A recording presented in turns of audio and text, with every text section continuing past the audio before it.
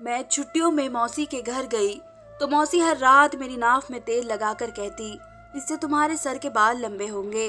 तेल लगाते ही मुझे नींद आ जाती और जब आधी रात को आंख खुलती तो मौसी का बेटा मेरे पाँव वाली साइड पर बैठा रो रो कर कह रहा होता, मुझे माफ कर दो, मैंने ये गुनाह अपनी माँ के कहने पर किया है। मुझे कुछ समझ नहीं आ रहा था। एक रात मैंने वह तेल न लगाया। कुछ देर गुजरी थी कि मैं अपने माँ बाप की इकलौती बेटी थी। मेरी माँ का बचपन में ही देहांत हो गया था। मैं अकेली थी। घर में पापा के सिवा मेरा कोई ना था और पापा के बाद अगर कोई मेरा अपना था तो वह मेरी मौसी थी, जो मुझसे बहुत प्यार करती थी। अपने बच्चों से बढ़कर वह मुझे चाहती थी। मैं अक्सर मौसी को छेड़ती थी कि वह मुझसे ज्यादा प्यार जरूर किसी लालच में करती है, जिस पर मौसी नाराज हो जाती और कहती, मुझे तुम क्या समझ रही हो बेटी, और ये कहकर मुझे गले लगा लेती थी, क्योंकि मौसी भी जानती थी मैं बस उनको तंग करती हूँ। पर वो ज्यादा नाराज ना होती थी। मैं बड़ी मेहनत से उनको मनाती थी। मेरे पापा काफी अमीर थे। उनकी फैक्ट्री थी जिसमें उन्होंने बहुत सारे नौकर भी रखे हुए थे। मैं अक्सर छुट्टियों में मौसी के घर जाती थी छुट्टियां गुजारने। अब की बार भी मैंने पापा से जिद बांधी हुई थी कि मैं इस बार भी छुट्टियां गुजारने मौसी के घर जाऊंगी, मगर पापा नहीं मान रहे थे। मैंने हर मुमकिन कोशिश कर ली थी पापा को मनाने की, मगर वह थे कि मान ही नहीं रहे थे। मुझे समझ नहीं आ रहा था कि पापा ऐसा क्यों कर रहे हैं।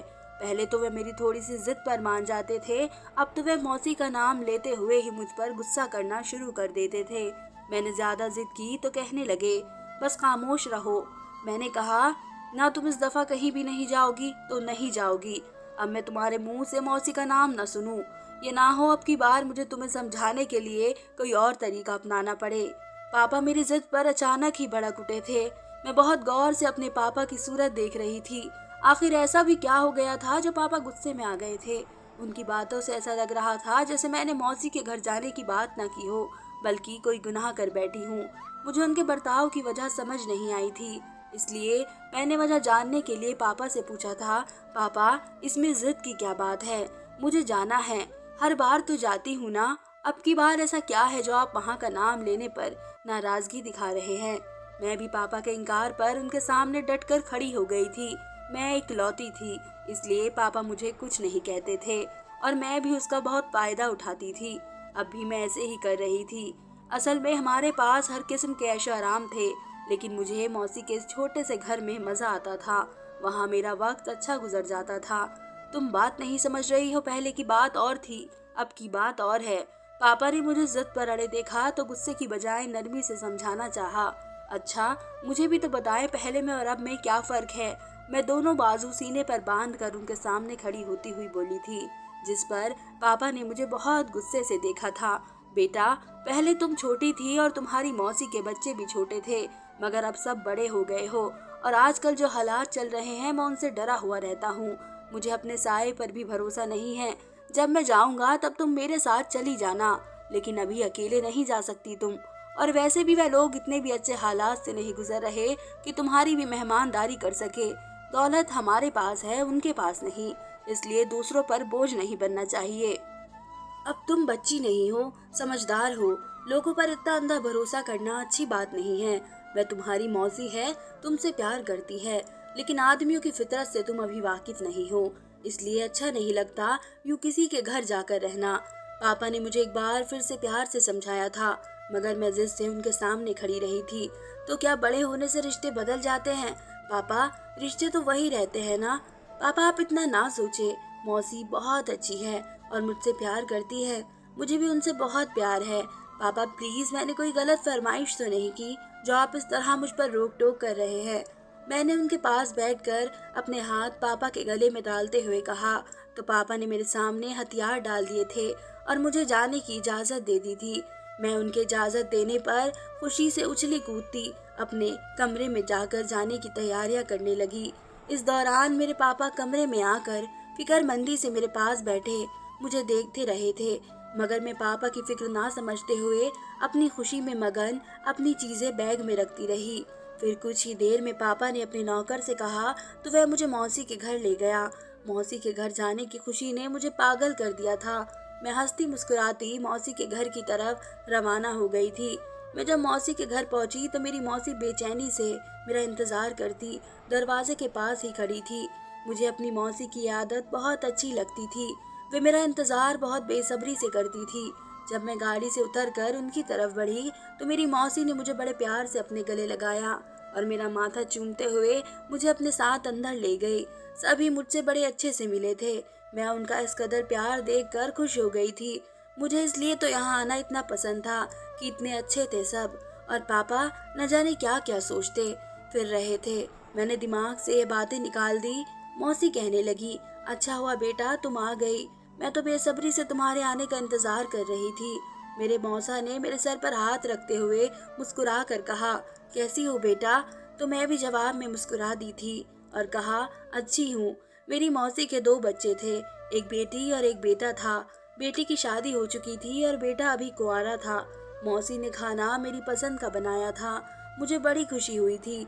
मैं मेज पर अपनी पसंद का खाना देखकर खुश हो गई थी। खाना खाने के बाद मैं मौसी के साथ अपने कमरे में आई और अपने कपड़े निकाल कर बदलने लगी। जब मौसी दोबारा मेरे कमरे में आई थी तो कहने लगी, क्या हुआ, कोई बात हुई है क्या? यूँ खामोश क्यों हो मेरी बच्ची? मैं कपड़े बदल कर बेड पर बैठी थी जब मौसी कमरे में आई थी। मुझे बेड पर खामोश बैठे देखकर मौसी ने फिक्रमंदी से पूछा था।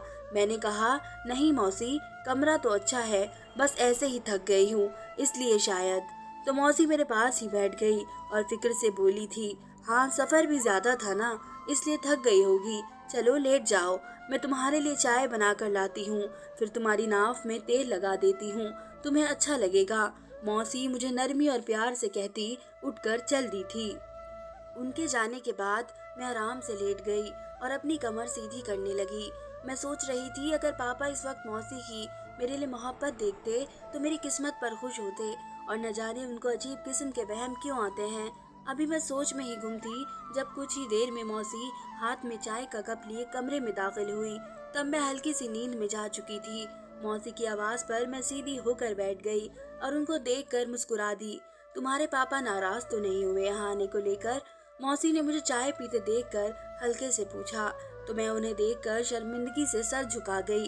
अब आखिर मैं उनको क्या बताती कि पापा मुझे यहाँ आने ही नहीं दे रहे थे, और आज मैं जिस तरह यहाँ आई हूँ ये मैं ही जानती थी, पर मौसी को मैं यह बता ना सकी। उनके सामने मैं सर झुका गई थी और जल्दी से बात बदल दी।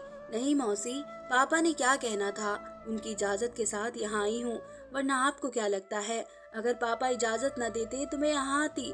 वैसे मौसी आप भी अजीब किस्म की हैं। पापा मुझे कभी यहाँ आने के लिए नहीं रोक सकते, आप हैं ही इतनी अच्छी।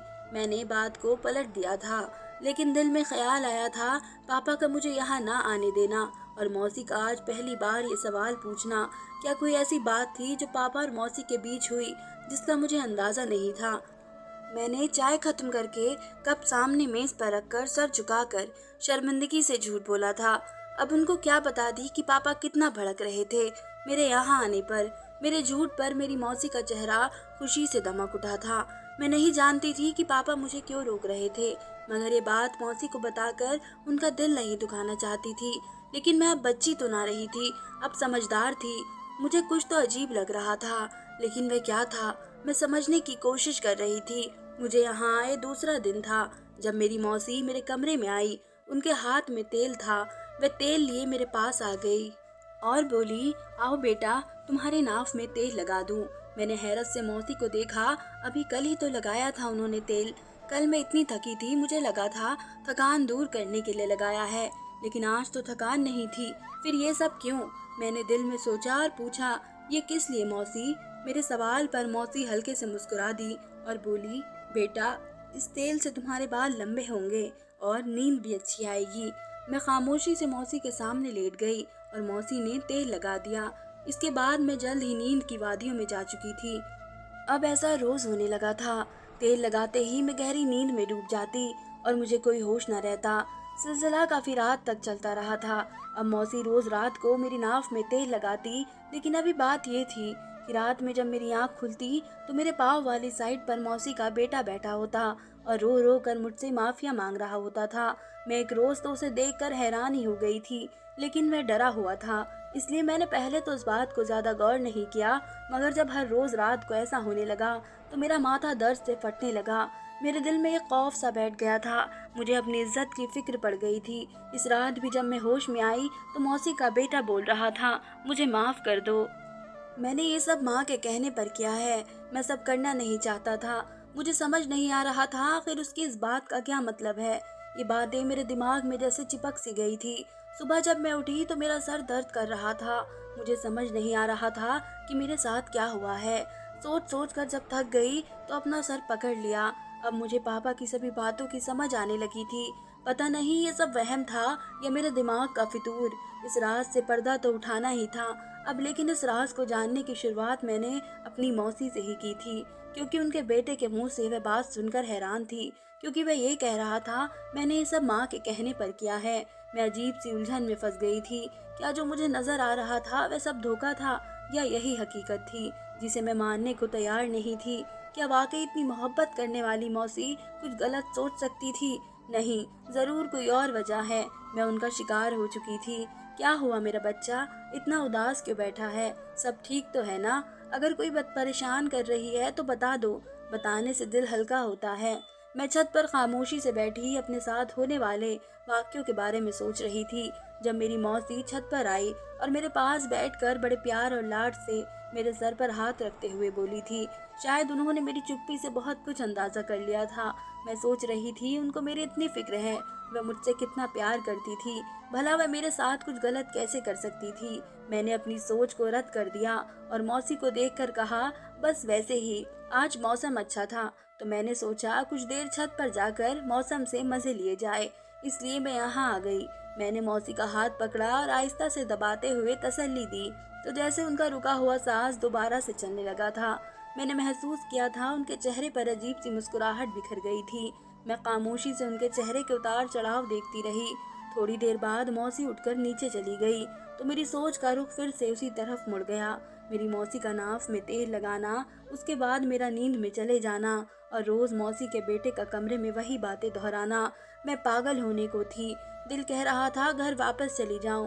पापा ने भी फोन किया था, लेकिन अब मैं हकीकत जानना चाहती थी, इसलिए जाने का इरादा रोक दिया और सोचने लगी कि अब मैं क्या करूं और कैसे पता करूं कि मौसी के बाद उनका बेटा कमरे में आकर मेरे साथ क्या करता था और उसकी बात का क्या मकसद था जो रोज कहता था। अगर मौसी से कुछ कहती तो बदनामी मेरी भी होती, इसलिए डर से उनको कुछ ना कहती। मेरी सोच भटक भटक कर रात वाले किस्से पर जा रही थी। मैं अपनी जगह से उठी और आहिस्ता से चलती छत से नीचे चली गई थी। जब मैं छत से उतरकर अपने कमरे की तरफ जा रही थी तो सामने से मौसी का बेटा आता हुआ नजर आया था। उसकी नज़र जैसे ही मुझ पर पड़ी, उसकी नज़रें झुक गई थी। वह मेरे पास से गुजरा मगर उसने मेरी तरफ देखा तक नहीं। इसकी इस हरकत पर मैं और उलझती गई थी। रात को मेरे कमरे में आने वाला शख्स सारा दिन सामने ना आता और अगर आ जाता तो नजरें ना मिलाता, कोई गुनाह कर बैठा हुआ हो जैसे। आखिर ये सब क्या था? ये मेरे साथ हो क्या रहा था? मुझे समझ नहीं आ रहा था। मैं अपने दुखते सर को दबाते हुए वहीं बैठ गई थी। इतना सोचने के बाद भी मुझे एक भी बात समझ नहीं आ रही थी। मैं हौसला करके अपने कमरे में आई। मैंने वहीं बैठे बैठे एक इरादा तैयार किया और उसे पूरा करने के लिए रात का इंतजार करने लगी। शाम हुई तो मैं नहा धोकर कमरे से बाहर आई तो घर के सब लोग बाहर बैठे खाना खाने की तैयारी कर रहे थे। मुझे आता देखकर मेरे मौसा जी ने मुस्कुरा कर कहा, आओ बेटी। मैं चलती हुई मौसी के पास वाली कुर्सी पर बैठ गई थी। आज मैंने हमेशा की तरह मेज पर खाना लगाने में मदद नहीं की थी, बल्कि खामोशी से बैठ गई थी। मुझे अब लगने लगा था कि मौसी का बेटा मेरी इज्जत का लुटेरा है। मुझे उस शख्स को देखते ही गुस्सा आ जाता था, मगर मैं खुद पर काबू रखती थी। चेहरे पर मुस्कुराहट सजाए बैठी रहती थी। मैं एक बात समझ गई थी कि समझदारी बरत कर ही मुझे सच पता चल सकता था, इसलिए मुझे उन सब के साथ अच्छा ही बनकर रहना था। मेरा खाने खाने का थोड़ा सा भी दिल नहीं था, मगर सबको दिखाने के लिए बुरे दिल से खाना खाने लगी थी। बेटा, तुम्हारी तबीयत तो ठीक है ना? मतलब कोई चक्कर वगैरह तो नहीं? मैंने अभी पहला निवाला ही मुंह में रखा था जब मौसी ने मेरे पास बैठे हुए बड़ी राजदराना अंदाज में कहा, जो अपने ध्यान में खाना खा रही थी। मौसी की बात पर नासमझी से उनको देखने लगी। मुझे उनकी बात का मतलब ही समझ नहीं आया था, इसलिए मौसी से पूछ लिया, क्या मतलब मौसी? मेरी तबीयत को क्या होना था भला? मेरी आवाज़ इतनी ऊंची थी कि पास बैठे मौसा और उनका बेटा सुन लेते। इतनी जोर से बोलने पर मौसी झटपटा गई थी और घबराकर अपने बेटे और पति की तरफ देखा, मगर वे खाना खाने में मगन थे, जिस पर मौसी ने चैन का सांस लिया था। नहीं बेटा, मेरा मतलब था कि कल से तुमने ठीक से खाना नहीं खाया, इसलिए कमजोरी से चक्कर तो नहीं आ रहा। मौसी के लहजे में लड़खड़ाते हुए मुझे मामला गड़बड़ लग रहा था। नहीं मौसी, मैं बस ठीक हूँ। सुबह सर दर्द हुआ था, वह भी अब ठीक है, और खाना छोड़कर अपने कमरे में चली आई। मैं अब मौसी का इंतजार करने लगी थी। कुछ देर ही हुई थी कि मौसी दरवाजा खोलकर अंदर आ गई और सीधा मेरे पास आकर रुकी थी। मौसी ने मेरी नाव पर तेल लगाया और खामोशी से मेरे कमरे से निकल गई थी। उनके जाते ही मैंने जल्दी से अपनी नाव पर लगा तेल साफ किया था, मगर साफ करते करते भी मैंने बेहोशी में जाते जाते खुद को बड़ी मुश्किल से संभाला था। मगर संभालते हुए भी मैं बेड पर गिर गई थी। दोबारा मुझे जब होश आया तो वही मंजर था आंखों के सामने, जो इतनी रातों से नजर आ रहा था। मैंने अपने प्लान के फेल होने पर जी भर कर खुद को बुरा भला कहा था। मुझे मौसी के जाने का इंतजार ही नहीं करना चाहिए था। चुपके से साफ कर देती तो ये नौबत ना आती और मैं सारा सच जान जाती। मगर अब क्या हो सकता था। मैंने मौसी के बेटे से कुछ पूछना चाहा, लेकिन वह कुछ ना बोला, बस अपने वही बात दोहराकर चला गया। मैं खामोशी से लेट गई। अब मैंने एक और तरीका सोचा था। सच जानने का मैंने सारा दिन बेचैनी में गुजारा था। मुझे रात का बेसब्री से इंतजार था। अब की बार मैंने ऐसा प्लान तैयार किया था जिसके फेल होने का कोई चांस नहीं था। खाना खाने के बाद मैं हमेशा की तरह उठी और कमरे में आ गई। रात काफी हो गई थी। मौसी जैसे ही तेल लेकर मेरे कमरे में आई, पीछे से मौसा की आवाज पर मैंने उनके हाथ से तेल की शीशी लेते हुए खुशी से कहा, मौसी मैं लगा लेती हूँ, आप मौसा को चाय दे दें, वरना वे गुस्सा करेंगे।